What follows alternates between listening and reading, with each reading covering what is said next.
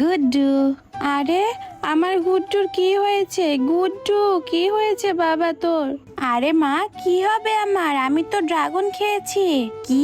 এই নে, তুই এই শার্টটার কি অবস্থা করেছিস? যা এক্ষুনি পরিষ্কার করে নিয়ে আসবি। ঠিক আছে মা, যাই তাড়াতাড়ি ধুয়ে দেই। আরে এটা কি হলো? অমনি ধুয়ে রাখি, মা বুঝতে পারবে না। কিরে গুড্ডু, ধোয়া হয়েছে? আরে এটা ছিঁড়লো কিভাবে? গুড্ডু, এটা তোর কাজ তাই না? তোকে এখন মেরেই ফেলবো, এই নে।